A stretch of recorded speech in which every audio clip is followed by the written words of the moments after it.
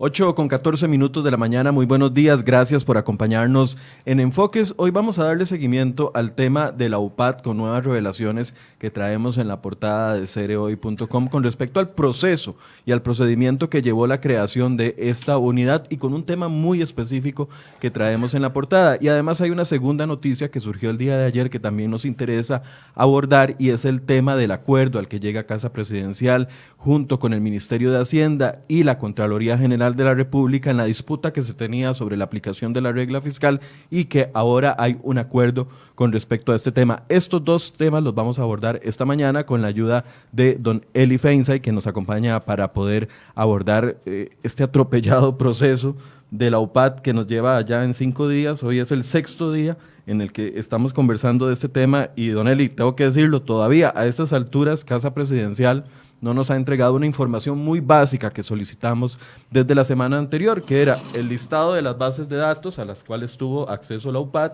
un listado oficial, porque ellos han mencionado algunas bases de datos, el contenido de esas bases de datos y además cuáles fueron las instituciones que las entregaron y por medio de cuál acuerdo se logró, si fue por medio de un correo electrónico o de un convenio, etcétera, etcétera. Seguimos con esas preguntas que son muy importantes y que todavía no tenemos respuesta. Don Eli, buenos días. Buenos días, Michael, y buenos días a toda la audiencia. Sí, bueno, ciertamente con este tema de la UPAD falta muchísima información por salir a la luz, mucha información por conocerse. Y bueno, el hecho de que Casa Presidencial no responda a esa solicitud de información revela dos cosas. Uno, por un lado, desorden. Da la impresión de que nadie en Casa Presidencial sabía exactamente qué estaban haciendo estos muchachos en la UPAD y a quién les respondían y quién les daba órdenes y de dónde obtenían la información. Y por el otro lado, creo que también hay un esfuerzo por dejar pasar el tiempo para que baje el nivel de la intensidad de la incomodidad del público, el escándalo, el famoso 3 días del escándalo y que eso ya pase, ¿verdad? Uh-huh. Incluso ayer el presidente con un desparpajo impresionante lo dijo, aquí lo mejor es que la Fiscalía lo investigue y después, cuando el tema ya no sea importante, emita su informe, ¿verdad? Casi como queriendo condicionar a la fiscala a que no se apure a investigar esta cuestión, ¿verdad? Entonces, a mí no me sorprendería que mucha información ya haya sido borrada y desaparecida, incluso computadoras que hayan sido desaparecidas para que en un análisis forense de qué hubo y qué se borró de esa computadora no se pueda determinar, ¿verdad? Sí, a mí también me parece una salida muy fácil por parte del presidente decir que la Fiscalía investigue. Ok, la Fiscalía investiga los temas penales, claramente, pero la parte administrativa, la falta de transparencia que ha existido alrededor de este caso, el único que debería explicarlo con una buena investigación interna, si quisiera trasladar confianza al público que está muy desconfiado de lo que ha sucedido en los últimos días, sería el presidente, sería el más interesado en poder transparentar esto, pero parece que cada vez que habla más bien lo hacen más oscuro. ¿Te puedo hacer una pregunta incómoda? Adelante, estoy acostumbrado a ella. Sí. Si el presidente saliera hoy a dar un informe comprensivo de las actividades de la UPAD, qué sé yo, ¿vos quedarías satisfecho con eso? ¿Vos le creerías? No, claramente no. Por eso es necesario que haya investigaciones de entes independientes como en especial la Fiscalía, pero también la Defensoría de los Habitantes. Y todo esto, y por supuesto la prensa, Así, ¿verdad? A lo que me refiero es que las justificaciones son justificaciones vagas, justificaciones que no convencen y pretenden que nos quedemos con esa parte, nada más. Bueno, sí, ciertamente. O sea, en Casa Presidencial ha habido un enorme desorden, ¿verdad? No hay alguien que haya asumido la responsabilidad y la vocería en este tema, sino que por ahí anda el ministro de la Presidencia ya diciendo unas cosas, la ministra de Comunicación diciendo otras cosas, el presidente diciendo otras cosas. En un principio quisieron esconder a Diego Fernández, no lo mencionaron como responsable de la UPAD, ¿verdad? Después salió a la luz que había no solo los 2 muchachos que quemaron inicialmente, sino que había una tercera persona, quién sabe cuántas más hay, ¿verdad? Ciertamente en Casa Presidencial están en operación tapemos el embarrijo, ¿verdad? y lo están haciendo muy mal, como ha sido en general la tónica de la comunicación de la Casa Presidencial, que ha sido una calamidad desde el primer día, ¿verdad? Don Eli, hoy traemos una nota en la portada de Cere Hoy, un tema que nuestro compañero Daniel Chinchilla y varios periodistas también andamos detrás desde hace varios días, y es en la justificación del decreto. Y quiero mostrarles, bueno, les vamos a poner la nota ahí en pantalla. Este es el decreto que se firmó en octubre del año anterior y que fue publicado la semana pasada, el polémico decreto. El decreto comienza con 7 considerandos. Ahí vemos los primeros considerandos que hay. Vamos a la página siguiente. En la página siguiente, el considerando 7, que es por así decirse, y Don Eli me ayudará, que conoce muy bien sobre temas de decretos, el considerando 7, que es prácticamente la justificación del por qué se va a proceder a decretar una u otra cosa en Casa Presidencial, dice que la propuesta remitida presentó todos los documentos solicitados en la normativa y los lineamientos generales para reorganización administrativa establecidos por el Mideplan, y este ministerio aprobó la reorganización administrativa integral dentro de la estructura organizacional de la Presidencia de la República, cumpliendo por tanto con todo lo establecido en los lineamientos y en la normativa vigente. Eso está escrito en el decreto. Correcto. Todo lo podemos ver. Durante estos últimos días hemos pedido el expediente y ayer recibimos una respuesta acá en cerehoy.com. Esta es parte de la respuesta que recibimos. Si ustedes pueden ver, es una respuesta que viene del Mideplan. En la página anterior pueden ver el logo del Mideplan, la oficina de prensa del Mideplan, y entonces ellos nos facilitan una información que estábamos solicitando, y en el segundo párrafo nos dicen: no es posible facilitarle una copia del oficio de resolución de dicha propuesta por parte de Mideplan, ya que esto no consta en dicho expediente, siendo que el criterio técnico preliminar realizado por el área de modernización del Estado de Mideplan recomendaba no aprobar dicha propuesta. ¿Qué está pasando aquí? Vamos a ver. El presidente firma un decreto, meten información que es evidentemente información falsa, porque es información falsa. Dicen que todo fue aprobado por el Mideplan, cuando el Mideplan mismo, el área técnica lo dice, que ellos no vieron eso en ningún momento y que más bien se habían opuesto a al primer borrador que se había consultado en mayo del año pasado, y ahora salen los técnicos a decir: un momento, lo que dice el decreto no es cierto, no pasaron por nosotros. O sea, ¿cómo es posible que Presidencia meta información falsa en un decreto que firma el mismo viceministro de Mideplan junto con el ministro de la Presidencia y el presidente de la República? Vea, Michael, yo le voy a explicar una cosa. Siempre en Presidencia de la República se contrata gente joven. Yo fui uno de ellos hace 20 años, ¿verdad? Trabajé en Casa Presidencial en el grupo de asesores del presidente, pero existía una diferenciación entre los asesores junior. Nosotros nos llamábamos a nosotros mismos el kinder, ¿verdad?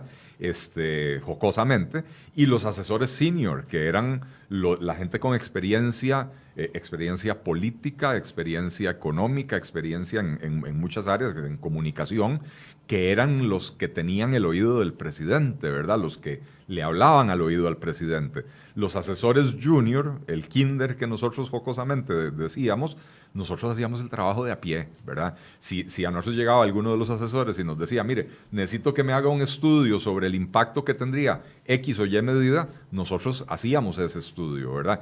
Pero nunca el presidente iba a publicar un decreto que hubiera sido elaborado por el kinder sin que hubiera sido revisado, implicaciones políticas por parte de los expertos en materia política, implicaciones legales por parte de el Departamento de Leyes y Decretos de Casa Presidencial, e incluso del secretario del Consejo de Gobierno, que era responsable de revisar este tipo de cosas, ¿verdad? Lo que está pasando en esta Casa Presidencial es que el kinder, y ojo, no quiero ser despectivo con la juventud. Sí, y por eso ya le iba a decir, porque van a salir diciendo que adultocentrismo está expresando Eli Feinstein el día de hoy. Por eso empecé diciendo: yo fui uno de ellos hace 20 años.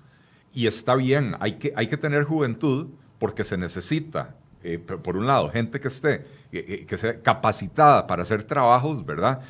Por ejemplo, Diego Fernández, que era el encargado de la UPAD, es una persona a la que uno no le puede cuestionar sus estudios, sus conocimientos y su experiencia. Pero su experiencia, digamos, como estadístico, generando análisis de este tipo, ¿verdad? Pero ciertamente necesita a alguien por encima que ya haya tenido más recorrido en la política para entender las implicaciones de muchas de estas cosas, ¿verdad? Entonces, se necesita esa juventud, primero porque se necesita alguien que pueda hacer el trabajo manual, digamos, ¿verdad? Y segundo, porque se necesita, los partidos políticos necesitan ir entrenando a sus cuadros jóvenes para el futuro, ¿verdad? Pero lo que está pasando en Casa Presidencial es que, ¿quiénes son los principales asesores del presidente? Dos expresidentes de la FEUR, un expresidente de la FEUNA que acaban de nombrar como ministro de la presidencia, y es pura gente joven con experiencia muy limitada. Yo tengo entendido que ese muchacho Alejandro Madrigal, el que quemaron con esta cuestión de la UPAD, es un muchacho que se graduó de economía hace 1 año y medio. Bueno, ¿qué experiencia laboral previa relevante tiene para estar en un puesto tan importante, verdad? Entonces, este decreto revela y refleja digamos, esa falta de experiencia. Le han echado las culpas de la redacción del decreto al comisionado LGTB. A Luis Salazar. Luis Salazar, se me había olvidado el nombre. Bueno, nuevamente, Luis Salazar, yo no lo conozco, yo no sé qué atestados tiene, ni siquiera sé qué atestados tiene para ser comisionado LGTB, pero ¿por qué Luis Salazar es el que redacta un decreto? ¿A dónde está el Departamento de Leyes y Decretos de Casa Presidencial? A mí no me preocupa, ¿verdad? Bueno, no es que no me preocupa, pero digo, entiendo su punto de vista. Lo que más me preocupa de esto, porque en experiencia puede haber en muchos lados, lo que más me preocupa es que se estén brincando los procedimientos como les da la gana. Por ejemplo, atreverse a meter en un decreto ejecutivo información falsa que puede ser desmentida por un departamento técnico. Para eso existe el departamento a cargo de todos estos procesos, que es el departamento, ya le voy a buscar el nombre porque ahorita aquí lo tengo, el Departamento de Reforma Institucional, Modernización y Modernización del Estado. Este es un departamento que está dentro del Mideplan y que es el único por ley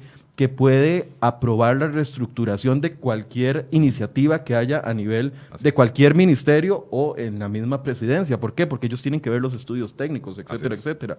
Se brincan este departamento como si no existiera, como si no importara. Y además hay otra segunda nota. Pero no es como si no existiera, porque como vos bien mencionaste, lo mencionan y dicen que cuentan con el visto bueno del Mideplan cuando es falso, ¿verdad? Y esto... bueno, uno que digamos tiene algo de suspicacia y espuela, yo leo este decreto el viernes pasado, ¿verdad? Y lo primero que yo noto es 2 cosas. Se firmó en octubre, pero se publicó en febrero. Dicen que no lo escondieron. Dicen que no lo escondieron. Pero aquí bueno, lo han dicho todo el mundo. Pero se firma en octubre, ¿y quién lo firma? Lo firma el ministro de la Presidencia y el viceministro de Mideplan. Esa fue una de las primeras preguntas que usted hizo el mismo sábado, en el un video que publicó en redes sociales. Correcto. ¿Por qué le generó suspicacia eso?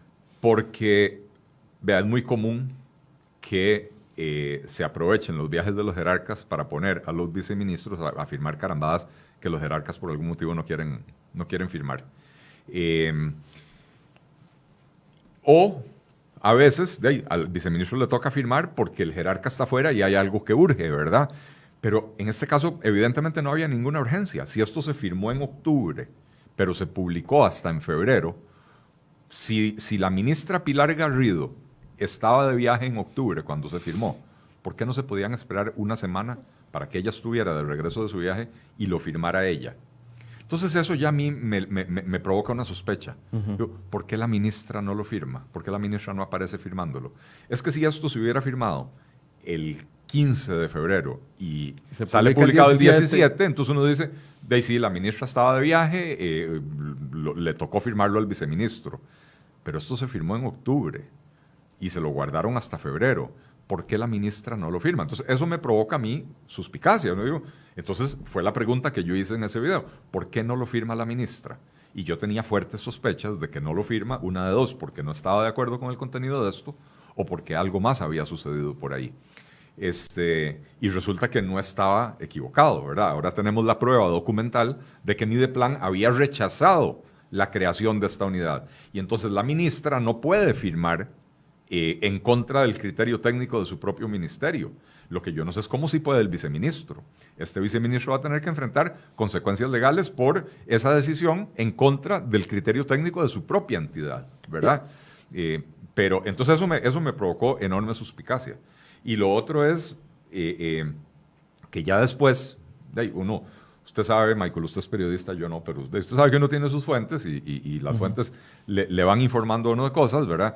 Y parte de lo que uno se entera es que este decreto necesitan publicarlo porque hubo entidades de gobierno que se rehusaron a compartir el tipo de información que les estaban pidiendo, porque les estaban pidiendo información que podía permitir identificar a las personas. Y entonces hubo jerarcas que dijeron, mire, la ley de protección de datos no me lo permite, a menos de que usted me dé un marco legal que me lo permita. Y entonces, de ahí la creación de este decreto. Yo quiero hacer referencia a una uy, ya se me perdió. O era aquí que lo tenía. Una publicación de Semanario Universidad. ¿Del día de hoy? Del día de hoy, me parece. Donde correcto.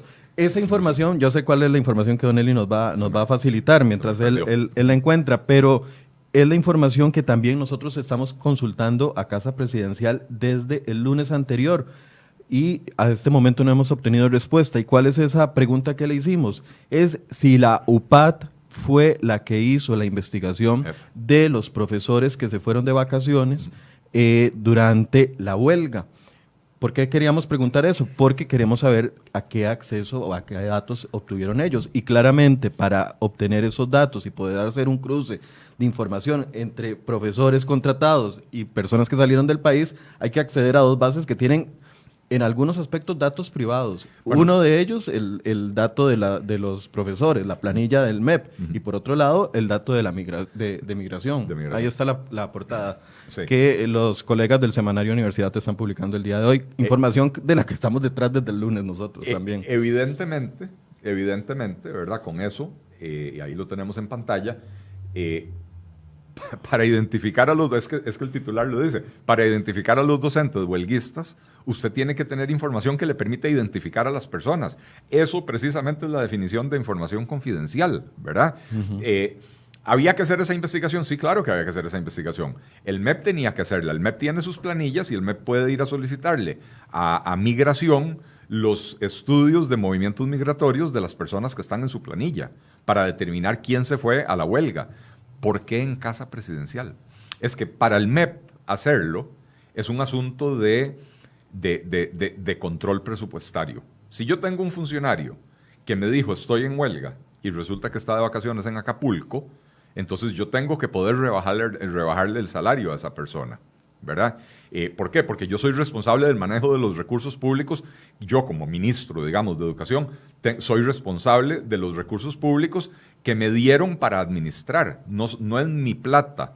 Entonces, yo sí tengo la autorización de agarrar con la planilla de mis empleados de mi ministerio, hacer esa investigación. Cuando esa investigación se hace desde Casa Presidencial, de una oficina que le reporta únicamente al presidente de la República, ya no es un asunto de control presupuestario, ya no es un asunto de cumplimiento de la ley, de las leyes de ¿cómo se llama? Las que velan por el buen manejo de los recursos públicos. Se convierte en un asunto político, pero además, un asunto de persecución política. Si el MEP quiere eso, ¿por qué su Departamento de Recursos Humanos no lo hace? ¿Para qué tienen entonces un Departamento de Recursos Humanos, tienen un Departamento de Personal? O sea, dentro de la institución existen los mecanismos, las estructuras aprobadas por Mideplan, volviendo a la idea original, para poder realizar este trabajo. Nuevamente, porque esto es lo que revela que las intenciones No necesariamente el presidente de la República, porque uno no sabe al final qué tan enterado está el detalle, ¿verdad? Pero las intenciones de quienes idearon esta unidad presidencial de análisis de datos y de quienes estaban trabajando detrás de las computadoras no eran exactamente prístinas, ¿verdad? No era hacer política pública. Como dije yo en ese mismo video al que vos hiciste mención, ¿desde cuándo Casa Presidencial decide a dónde se abre una escuela, a dónde hay que poner un EVAIS o a dónde va una parada de buses? Eso no se hace en Casa Presidencial. Es que, y creo que este es otro tema importantísimo, la defensa que ha utilizado el gobierno, y cada día la estoy escuchando más y más, ¿verdad? Es que ustedes no entienden la importancia de la ciencia de datos, el análisis, el big data, como que si fuéramos unos completos idiotas, ¿verdad?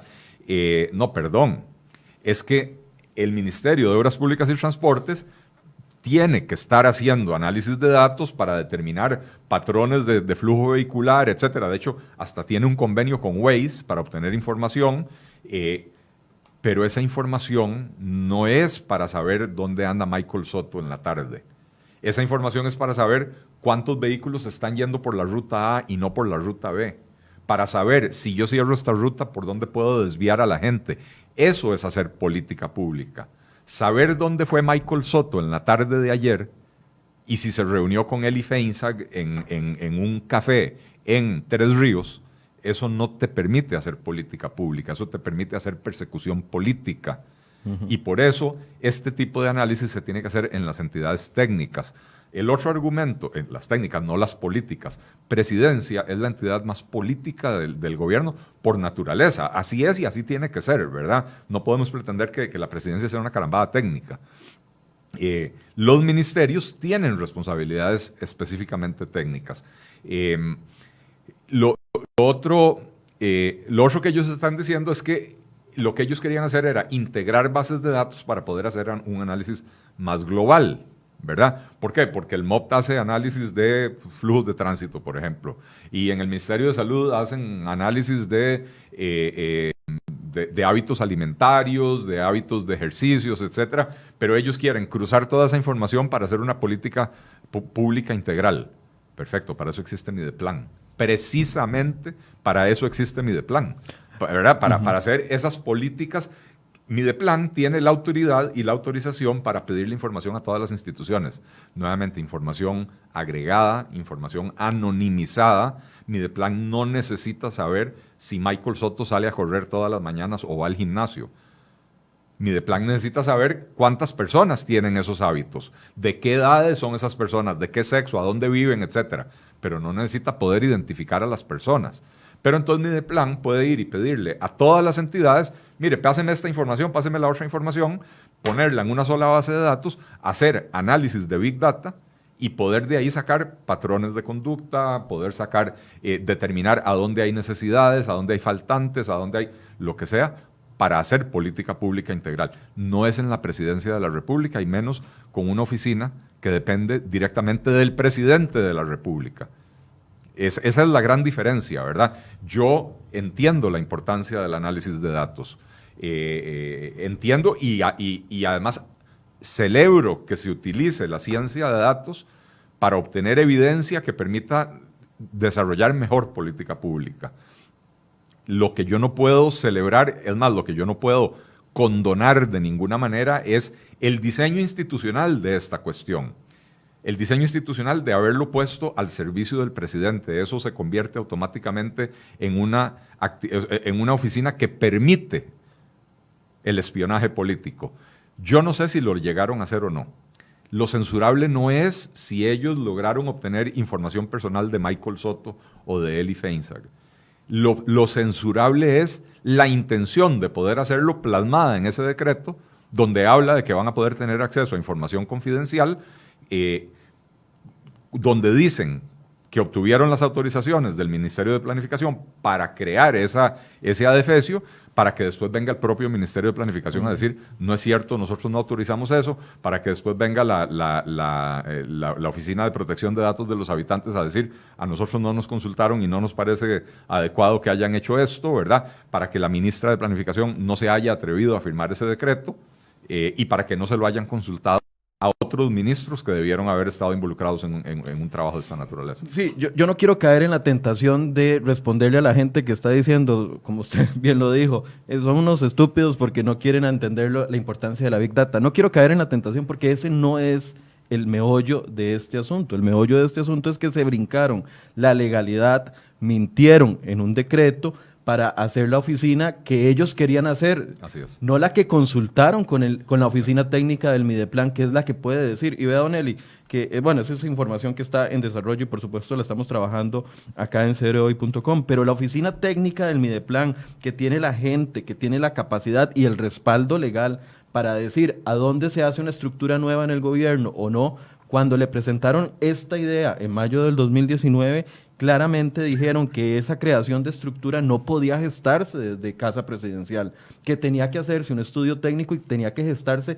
desde el Mideplan. Es que la oficina del Mideplan lo advirtió y a Casa Presidencial ni siquiera le importó y le pasa por encima a una oficina que es la única que por ley puede hacer eso. Ahí nos estamos brincando. Y otra información que tenemos aquí que le voy a pedir a nuestros compañeros que la pongan, la portada de hoy también, donde dice que el mismo abogado de Presidencia asegura que don Carlos Alvarado firmó un decreto que no pasó por el filtro, y se los voy a leer porque es información que traemos en la portada de cereohoy.com el día de hoy. El presidente Carlos Alvarado firmó el decreto 41966 para la creación de la Unidad Presidencial de Análisis de Datos sin que hubiese pasado por todos los filtros legales del equipo de asesoría. Así lo confirma Fred Montoya. Bueno, si usted no nos cree a nosotros, vaya, pregúntele a Fred Montoya, encargado del Departamento de Leyes y Decretos de Casa Presidencial, quien dijo a cereohoy.com que ellos debían de haber revisado ese decreto previo a que entrara al despacho de don Carlos Alvarado para que se pusiera la firma, pero que nunca les llegó. ¿Y quiénes eran los responsables de llevar ese decreto al Departamento de Leyes y Decretos de Casa Presidencial, que son los abogados que pueden decir, no, el presidente no puede firmar esto porque aquí hay una ilegalidad o hay una mentira, como lo estamos descubriendo? Los encargados eran don Víctor Morales, Mora, ministro de la Presidencia, y el viceministro o el ministro que firmaba eso, en este caso don Daniel Soto, una vez más la persona que usted señala. Entonces, no es solo los datos que obtuvieron ilegalmente, porque no existía un contenido legal que les permitiera obtener esos datos, sino que además atropellaron todo el proceso, hicieron lo que les dio la gana. Por eso yo mencionaba en mi intervención primera el hecho de esta inexperiencia, pero además de que se hayan brincado a leyes y decretos. Leyes y decretos, sí, usted lo mencionó, es un departamento de Casa Presidencial que precisamente tiene esa función de revisar todo lo que le envían las instituciones al presidente para la firma y hacerle ese filtro de legalidad, ¿verdad? Vea, este decreto está tan mal hecho, tan mal redactado, que usted puede leer en los... Aquí lo tengo impreso. Sí, yo aquí lo tengo en la computadora. En el primer considerando, en la primera página, dice que a nivel constitucional se establece el deber y responsabilidad del Estado costarricense de procurar el mayor bienestar de todos los habitantes del país. Además, el artículo 30 de la Constitución Política consagra el derecho fundamental de acceso a la información pública de la siguiente manera. Entre comillas, dice, se garantiza el libre acceso a los departamentos administrativos con propósitos de información sobre asuntos de interés público.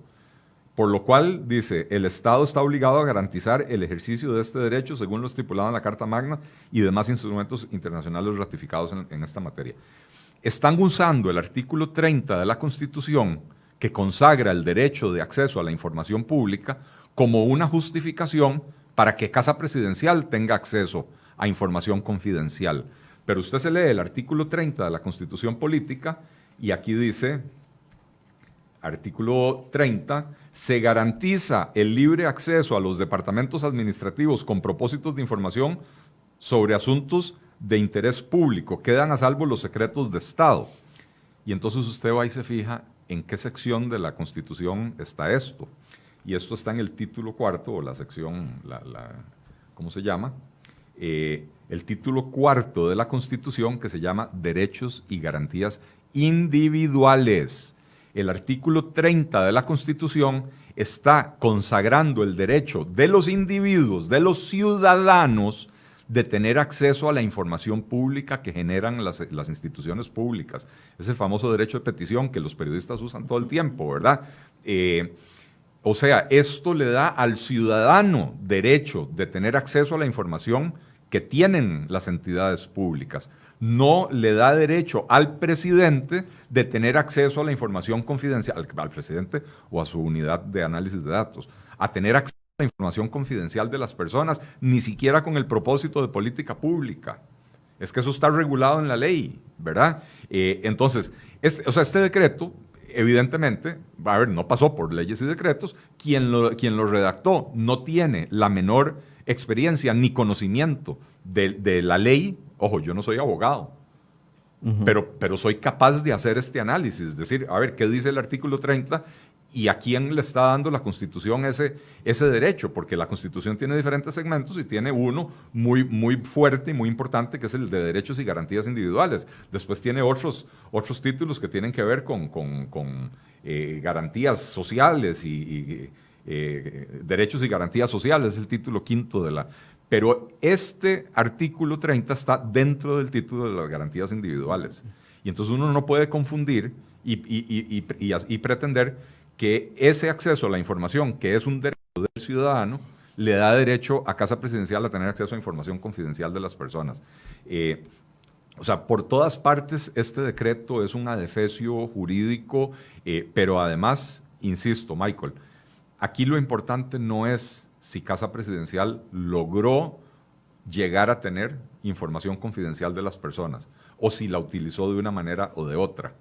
Ya con esa noticia del semanario Universidad hay evidencia o por lo menos indicios de que sí utilizaron información confidencial, información privada, que permite identificar a las personas para efectos de persecución política, ¿verdad? Pero lo importante no es si se logró o no se logró.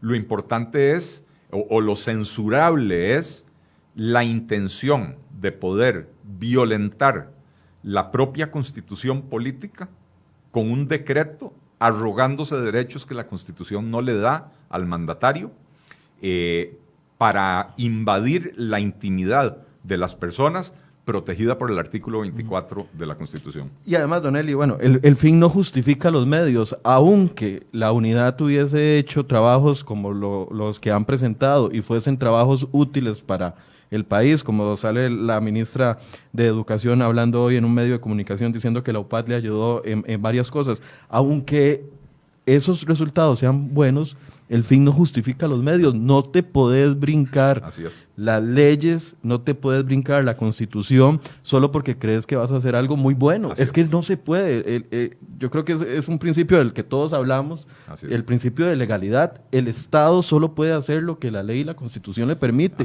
Si no se lo permite la ley y ellos se inventaron este decreto que creyeron que lo iba a sostener y no lo sostuvo, no podían hacerlo, simple y sencillamente, aunque fuera lo más maravilloso del mundo. Así es.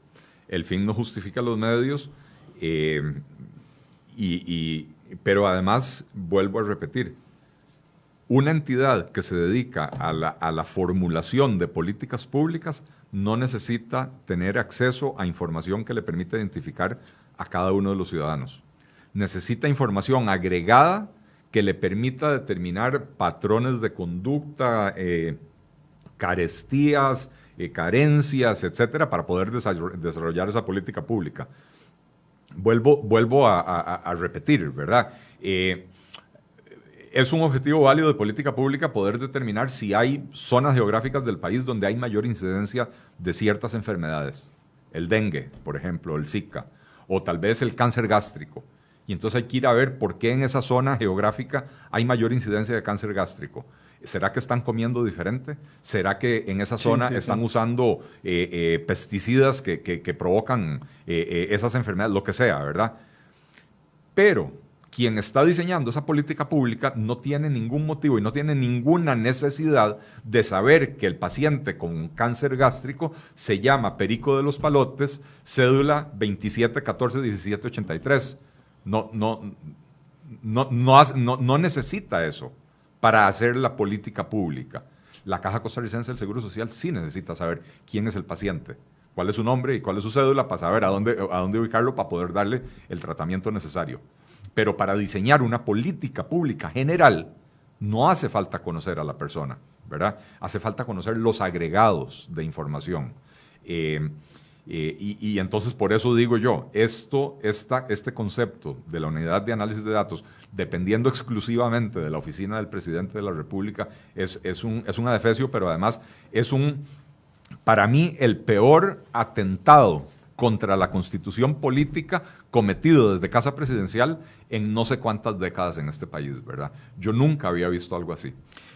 Hay una primera respuesta que envió en mayo del 2014. Les comentaba que ya tuvimos acceso al expediente de lo que se consultó por parte de Casa Presidencial al Mideplan, a la oficina. Ahí va bien el proceso. Eso es lo que tenían que hacer, preparar un decreto y enviarlo para que le dijera a la oficina de Mideplan si aplicaba o no. Y vea una de las primeras respuestas, don Eli, le responde el jefe de Reforma Institucional y Modernización del Estado, que claramente en este momento puede estar en el ojo del huracán porque es el que está demostrando que Casa Presidencial y la ministra de Planificación y su viceministro actuaron de manera incorrecta, brincándose las leyes. Y él dice, la creación de esta estructura organizacional obedece a un proceso de reorganización administrativa, el cual debe ser avalado por Mideplan conforme al marco de la legalidad, siendo que responde a criterios técnicos de eficiencia, eficacia y una mejora en la prestación de servicios públicos. Le agrega además, el decreto no está claro, el primer decreto, primer borrador que ellos enviaron, no está claro respecto al tipo de datos que corresponderá analizar a esta dirección, siendo que en sus funcionarios se presenta información que les corresponde analizar a otras instituciones, como es el caso del Mideplan, del INEC, del MISID, de la DIS, entre otras. O sea, ellos mismos advirtieron de que el hecho de que una unidad de Casa Presidencial tuviera información de otras instituciones estaba saliendo de las competencias de la misma Casa Presidencial. Así es. Lo advirtieron, es que lo advirtieron y no les dio la gana hacer caso. Bueno, en español sencillo, se lo pasaron por el arco del triunfo, ¿verdad? Les importó un pepino. Y nuevamente esto es, para mí, muestra de que habían intenciones más allá de la mera formulación de políticas públicas en este episodio, digamos, de la creación de la UPAD. ¿Cómo ve el manejo que ha dado, ya sé que se ha acercado un poco al tema, el manejo que se ha dado en los últimos días? El escándalo explota, por así decirse, el viernes, cuando cerehoy.com publica lo que incluye el artículo 7 del decreto. Inmediatamente sale la ministra de Comunicación a avisar. Primero lo defiende y después dice que se deroga por falta de claridad. El presidente el lunes hace la cadena, pero no se atribuye la culpa. No acepta la culpa. Piensa que con eso la gente se va a estar tranquilas, pero al final de cuentas el presidente no acepta la responsabilidad y más aún, no ha tomado ninguna acción administrativa sabiendo de que lo engaña. Si él no sabía que había información falsa en el decreto, lo engañaron sus propios círculo más cercano. Claro. Y el presidente los está defendiendo en este momento. De ahí vuelvo a repetir, el manejo no solo de la comunicación, el manejo político de la situación ha sido terrible, ¿verdad? El ministro de la Presidencia debió de haber asumido el liderazgo en esta cuestión, asumir responsabilidades, tomar medidas, asumir responsabilidad política, ¿verdad? Sentar responsabilidades administrativas y agarrar y decir, ok, no solo derogamos el decreto, estas personas les cortamos el contrato por lo que está sucediendo, etcétera, y debieron de haber protegido al presidente del escándalo. Lo que pasa es que tenemos un ministro de la Presidencia que es precandidato presidencial y entonces a él tampoco le conviene asumir esa responsabilidad y quemarse. Y entonces están en la propia Casa Presidencial jugando ese jueguito de a quién le echo la culpa. Y por eso usted ya ve que ahora en el gobierno todo el mundo está quitándose el tiro, ¿verdad?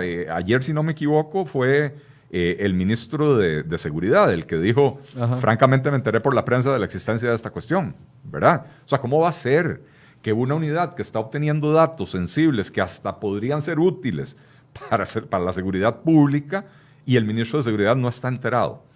La ministra de Planificación no ha dado la cara por ninguna parte, pero no firmó ese decreto. Intentemos llamar a ver si nos contestan en Planificación doña Pilar Garrido. Mientras conversando. Pero insisto, están en este jueguito de echarse la culpa unos a los otros, o más que echarse la culpa unos a los otros, es de lavarse las manos todos. Entonces nadie asume la responsabilidad. El presidente no la asume, el ministro de la presidencia no la asume. Tienen a Diego Fernández haciendo un tour de medios para explicar que esto era una cuestión súper bondadosa y súper linda y súper bien intencionada, y no son capaces de reconocer que esto no es un simple gazapo de una mala redacción de un decreto. Ni de una sola palabra, porque ellos dijeron, es que el problema fue la palabra confidencial. Sí. Es que va más allá, si todo el proceso estuvo viciado, así entonces el decreto se cae hasta en las partes que es sostenible, por así decirlo. Así es. Va muchísimo más allá de la palabra confidencial. Ciertamente la palabra confidencial es la que le paró las antenas a todo el mundo, ¿verdad? Pero esto va muchísimo más allá, como ustedes lo han revelado, ¿verdad? El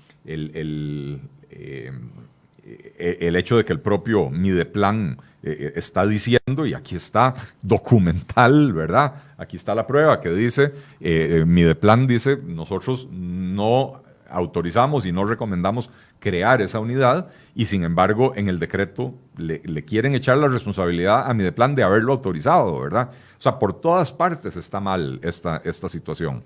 Me llama mucho la atención también que ellos dicen, no era un decreto, no era una información secreta, todo el mundo sabía en Casa Presidencial de que había una unidad, todo el mundo sabía, fuimos a un medio de comunicación y no sé, utilizan en un reportaje que le hizo 7 días, que después les prestó media hora, simple y sencillamente, para que se explicaran, y utilizan eso como si eso fuera una comunicación pública a todo el país, como si fuera una consulta pública para la aprobación, y es que, no sé, siento que estamos jugando a la casita. Bueno, es que yo creo que cuando las cosas se hacen... cuando las cosas se hacen de esta manera, no es porque estamos jugando a la casita, es porque hay ciertas intenciones ocultas detrás de esto, ¿verdad? A mí en general, y vos me conoces, Michael, a mí no me gusta hablar mucho de las intenciones y las motivaciones, porque para conocerlas uno tiene que estar metido en la cabeza de las personas, ¿verdad? Sí. Pero cuando uno empieza a ver patrones de conducta, entonces uno lo que puede hacer, lo mismo que hacen los analistas de Big Data, ¿verdad? Es empezar a detectar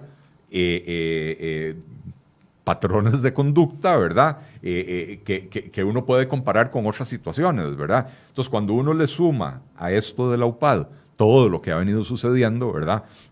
El deseo del gobierno por impulsar extinción de dominio, el deseo del gobierno por eliminar el secreto bancario, o más bien, poder levantar el secreto bancario sin intervención de un juez.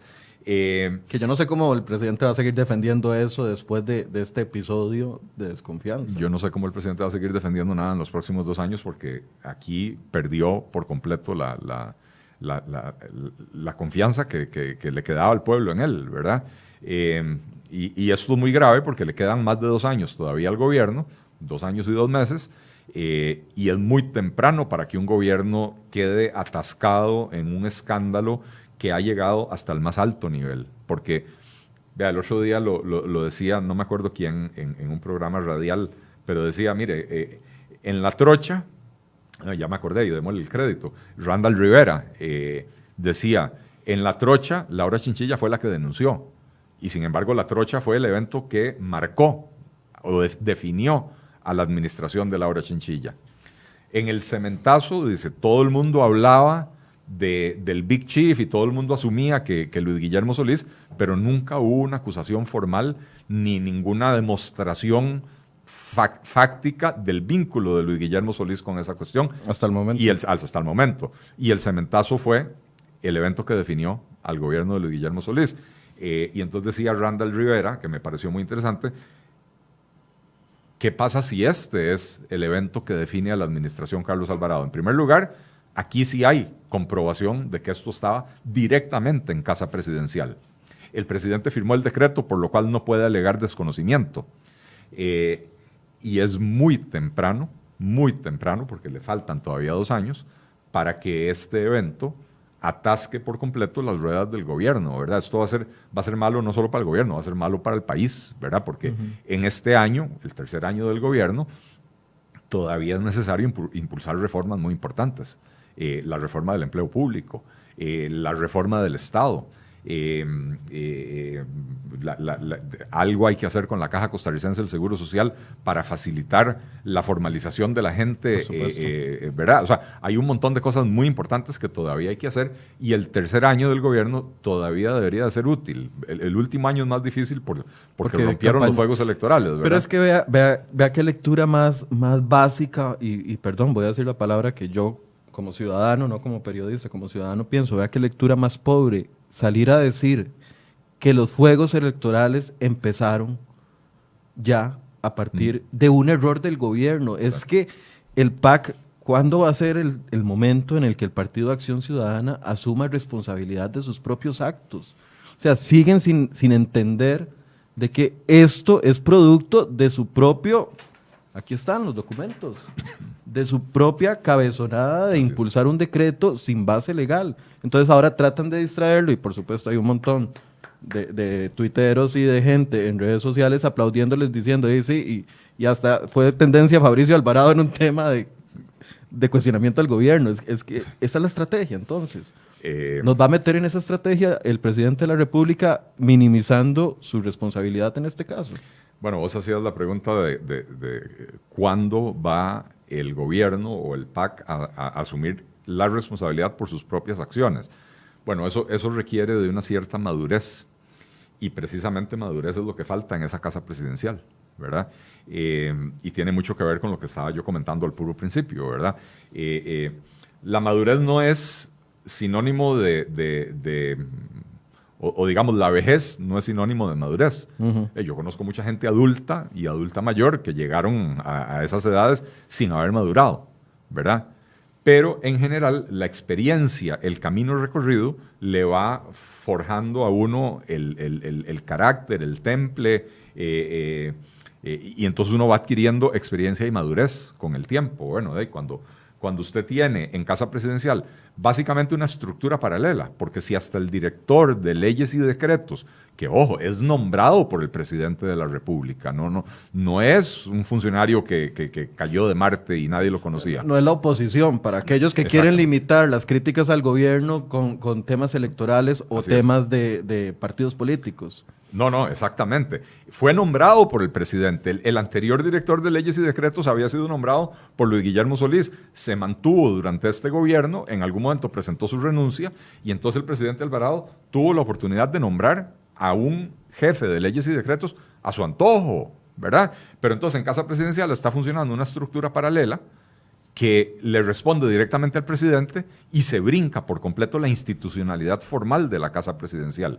Y esa estructura paralela está poblada de muchachos jóvenes que apenas acaban de salir de la universidad, que no han tenido la oportunidad de adquirir experiencia en el mundo real y que tampoco han terminado de forjar su carácter y de obtener madurez. Y entonces este decreto es el reflejo de absolutamente todo eso. Pero además, no es que estoy defendiendo a los jóvenes, no crean eso. Ellos tendrán que asumir su responsabilidad, pero además, el que plasma la firma es un funcionario que tiene más de 5 años en Mideplan. O sea, no es un novato, el viceministro Daniel Soto no es un novato que llegó ayer y puede decir, yo no sabía. Además, nadie puede alegar desconocimiento de la ley, menos en la función pública, pero no puede llegar y decir, yo no sabía cómo funciona Mideplan. O sea, tenés años trabajando en Mideplan y sabes que hay una oficina que es la encargada y la que puede firmar o no aprobar la reorganización de una estructura. Y no olvidemos a Víctor Morales. O sea, ¿cuántos años lleva Víctor Morales en el Ejecutivo o en gobiernos o en la función pública? ¿Por qué le plasmó la firma? Silvia Ulloa, directora de cereoy.com, está diciéndome, y tuvieron la oportunidad, y tiene toda la razón, de subsanar los errores en el plazo que hubo entre octubre y la publicación. Así es. Estaba la oportunidad de subsanarlo. Así es. Estaba la oportunidad de enviarlo como corresponde para que Mideplan lo aprobara y crear la oficina sin ninguna bulla. Así es. El ministro de la Presidencia se le acaban las opciones. Yo no sé cómo va a ser el ministro para negociar los grandes temas país que tiene que negociar con la Asamblea Legislativa en medio de una comisión investigadora que está prácticamente enfocada en su desdén o en su inoperancia a la hora de un decreto. Eso le complica todo el panorama. Total y absolutamente. Y yo espero que esta comisión investigadora dure, como dijeron inicialmente, 2 meses, ¿verdad? Y que dure los 2 meses que dijeron que va a durar y que no se convierta en una de esas comisiones investigadoras eternas, ¿verdad? Que se atascan ahí durante 1 año y medio. Yo escuché a doña Silvia muy firme ayer, Silvia Hernández. La de Liberación Nacional. De que va a durar 2 meses. De que va a durar 2 meses. Usualmente las comisiones investigadoras piden a la hora plazos. Vienen y piden plazos, ampliaciones de plazo, ¿verdad? Yo esperaría que dure los 2 meses y terminen y emitan su informe para poder seguir adelante, para sentar responsabilidades y que esto no se vuelva una cuestión de que responsabilidades cuando ya es prácticamente irrelevante, ¿verdad? Sino que esto se haga rápido, con celeridad. Porque hay que sentar responsabilidades políticas y recordemos, las comisiones de la Asamblea Legislativa lo único que hacen es sentar responsabilidad política.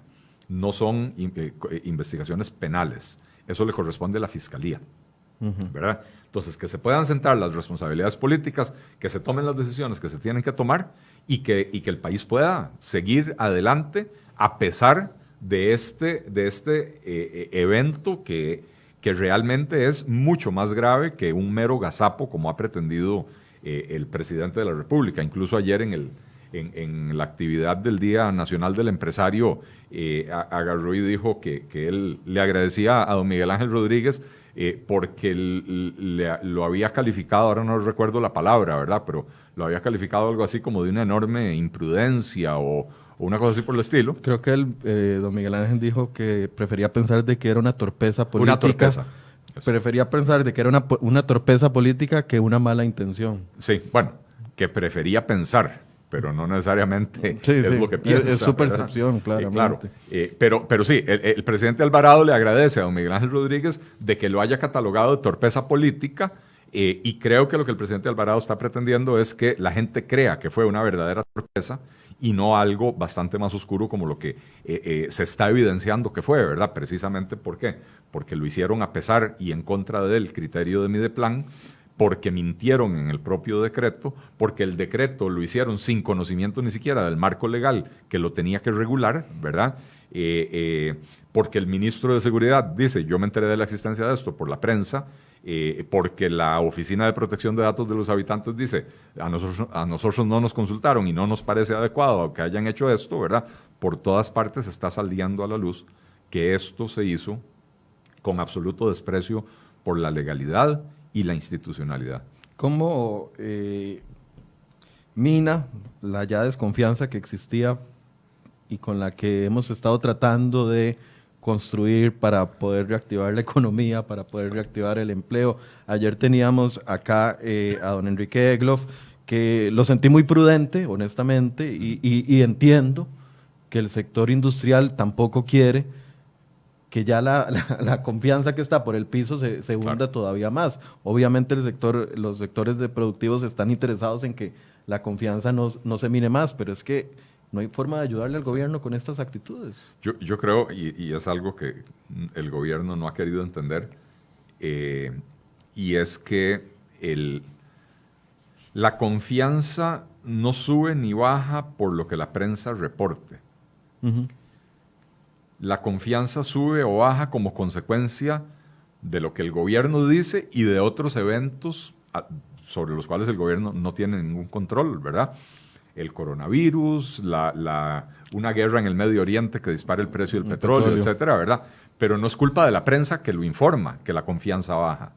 La confianza baja o sube o mejora o empeora, y sobre todo cuando estamos hablando de acciones que sí están bajo el control del gobierno, la confianza se afecta como consecuencia de las acciones del gobierno y no de cómo la prensa los reporte.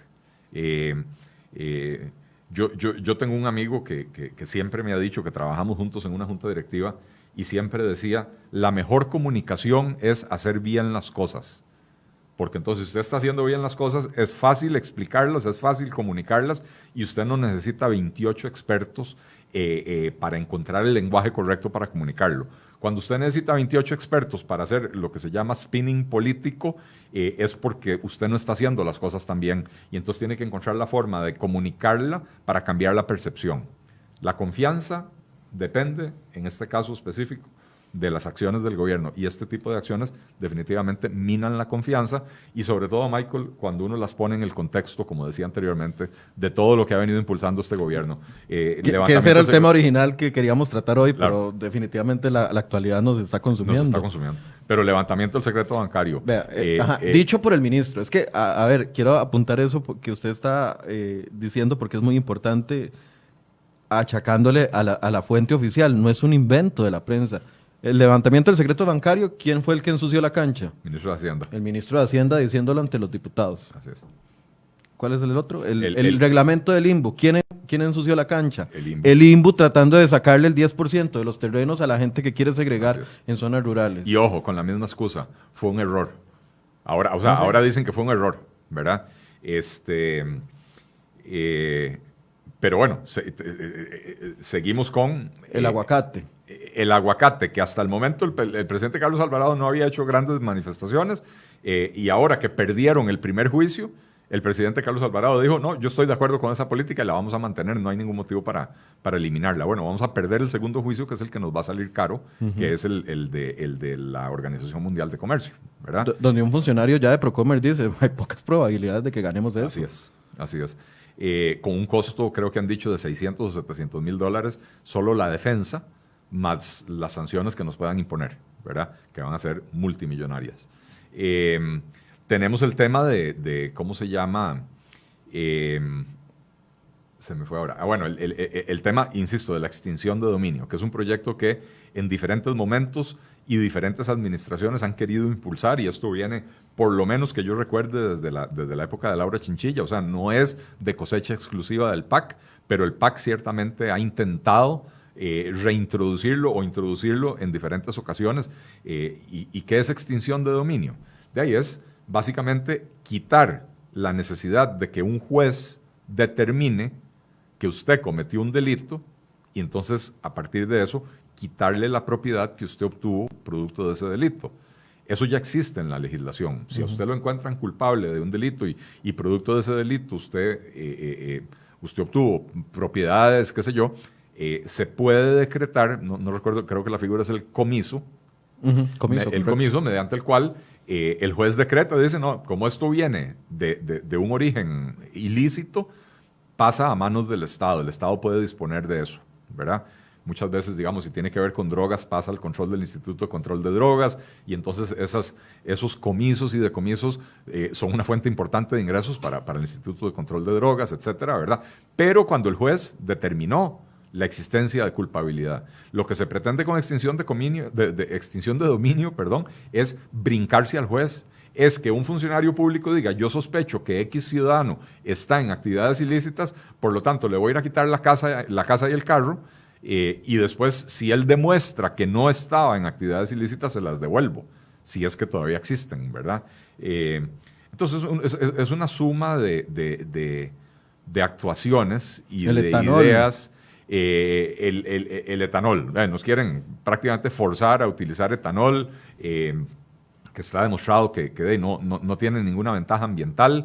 Que el mismo estudio de Recope dice que estaríamos obligados como país a sembrar decenas de cientos de hectáreas de caña de azúcar para poder proveer el insumo. Así es. O sea, realmente, cuando uno pone las cosas en el contexto, ahí sí empieza a notar un patrón de conducta. ¿Qué es lo que nos dice ese patrón de conducta? Que hay un gobierno que quiere ir cerrando el círculo alrededor de las libertades y los derechos ciudadanos, cada vez haciéndolo más pequeñito ese círculo.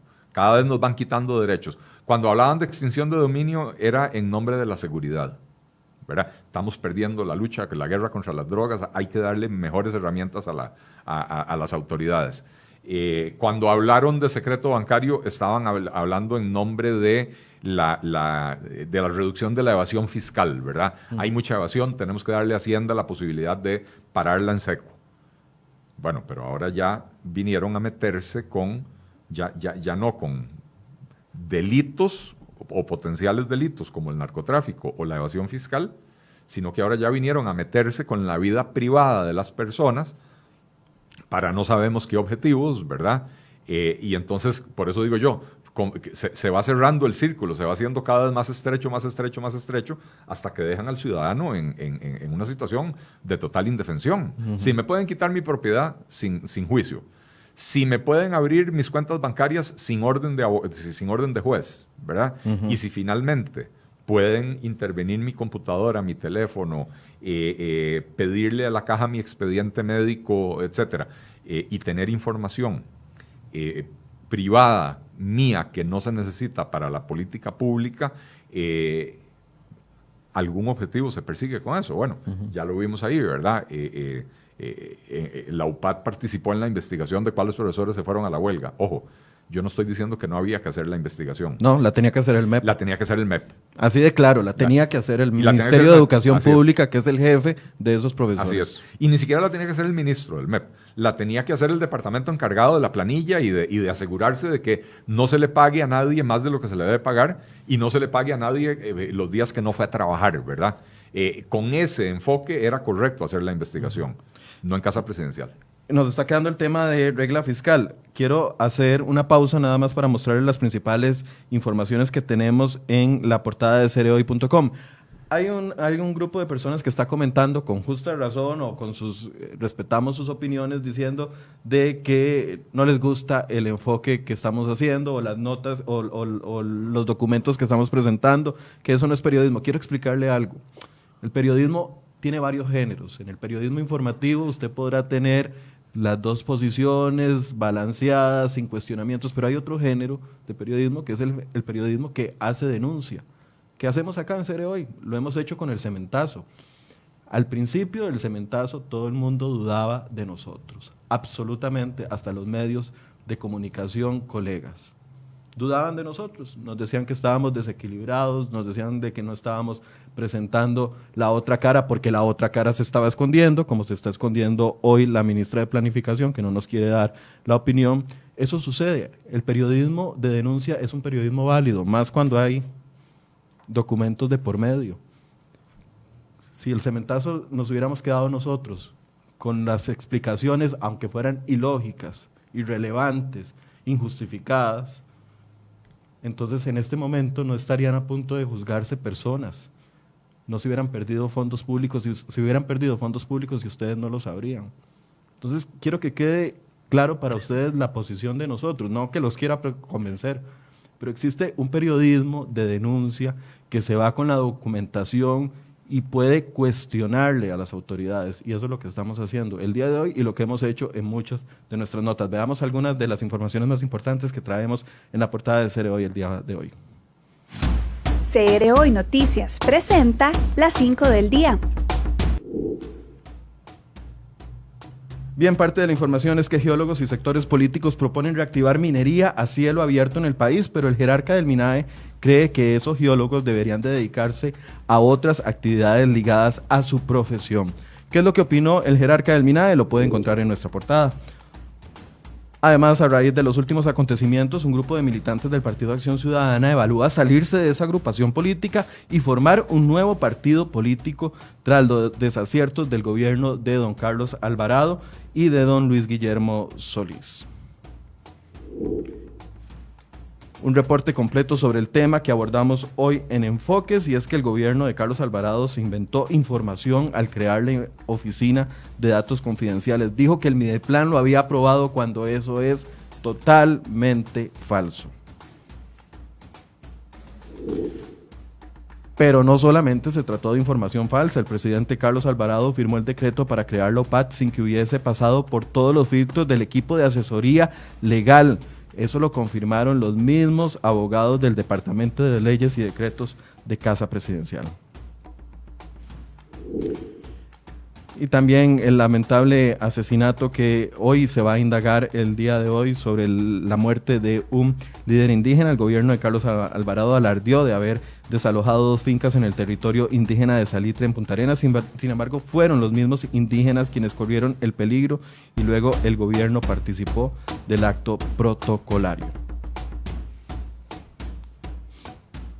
Parte de las informaciones que traemos el día de hoy. Don Eli, no quiero cerrar porque tal vez lo vamos a conversar en los próximos días, pero ayer avisa el presidente en medio de esta situación y en el medio de la conmemoración del Día del Empresario, etcétera, etcétera, de que llegaron a un acuerdo para la aplicación de la regla fiscal como lo indica la Contraloría. Esto es positivo. Sí, es una noticia positiva. Finalmente prevaleció la sensatez. Creo que algo que nadie ha relacionado es que la semana pasada estuvo en Costa Rica una misión del Fondo Monetario Internacional que viene todos los años a hacer una evaluación de la situación del país, ¿verdad? El Fondo Monetario Internacional emite un informe posterior a la visita, ¿verdad? Usualmente utilizan un lenguaje bastante neutro, bastante... ¿cómo se llama? Tratan de no hacer olas, de no herir sensibilidades, etc. Entonces, uno tiene que leer esos informes del Fondo Monetario Internacional con mucho cuidado, leer entre líneas, etc.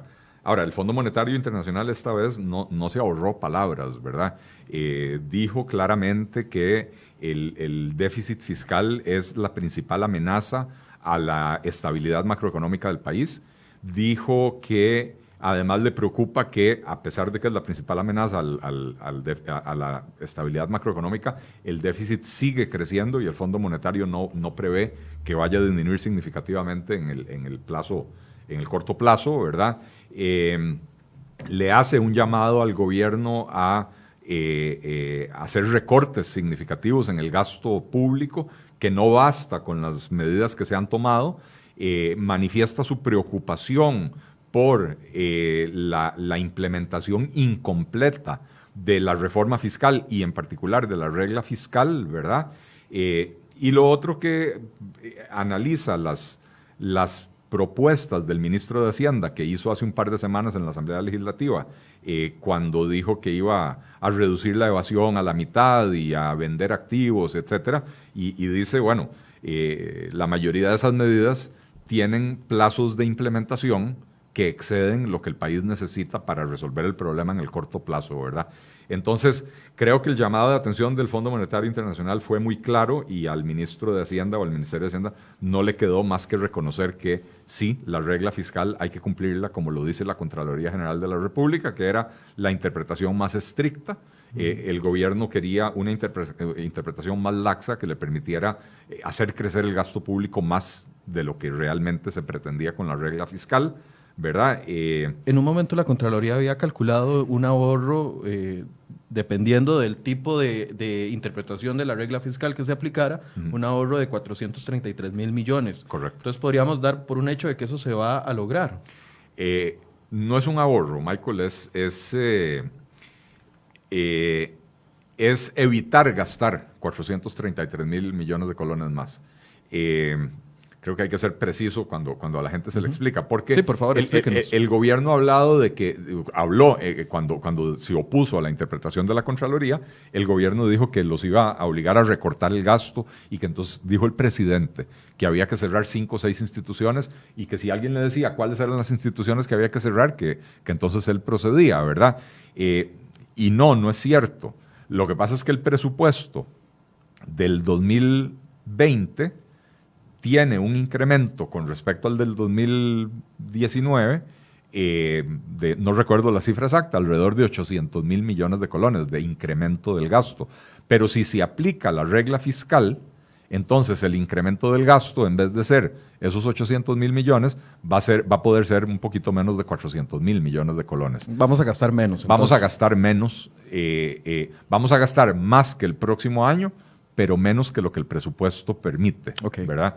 Entonces, ese es el ahorro. No es un ahorro real, no es un recorte, es es un ahorro con respecto a la autorización máxima de gasto que se incluyó en el presupuesto de la República. Vamos a hacer un programa solo de esto para la próxima semana poder abordarlo y con paciencia y con tranquilidad poder abordarlo y poder explicar esta que es una noticia que yo creo que nos cae como algo positivo en medio de una semana bastante complicada. Muchas gracias, don Eli. Muchas gracias, Michael. Definitivamente creo que son temas muy importantes. Yo insisto, para mí este tema de la UPAD es la mayor violación y muestra de desprecio a la Constitución política perpetrada desde Casa Presidencial en muchísimas décadas, y eso es muy preocupante. Y no puede pasar simplemente como un mero gazapo o una torpeza política. Aquí hay algo más detrás de eso. Y bueno, por lo menos una buena noticia, el gobierno finalmente accede a aplicar la regla fiscal de acuerdo a la interpretación de la Contraloría, que los mismos diputados habían dicho, ese era el espíritu de la ley. Así que bueno, cerremos con una nota positiva. Bien, muchas gracias a don Eli Feinsay, que nos ayuda con estos temas, y también les recuerdo, papeles hablan. Aquí está el expediente, lo tenemos acá en Cere Hoy, sabemos cuál fue el procedimiento que llevó la UPAD, sabemos cuáles fueron los que se brincaron, sabemos y tenemos confirmado por fuentes oficiales del mismo gobierno. Es que yo quiero que entiendan eso.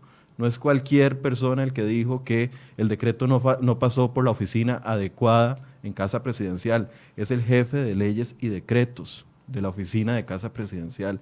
No es cualquier, voy a decirlo así, político que está diciendo de una u otra forma de que se brincaron el procedimiento para crear la oficina. No, no, no. Aquí hay un informe de la gente del Mideplan que son los encargados, los únicos encargados por ley que pueden aprobar una reorganización y una estructura, y ellos nos están diciendo no lo aprobamos. Así que ese es el periodismo de denuncia que hacemos, con documentos que nos respaldan y que eventualmente generan acciones como lo que ya ustedes han visto en el cementazo. Muchas gracias por su compañía. Buenos días.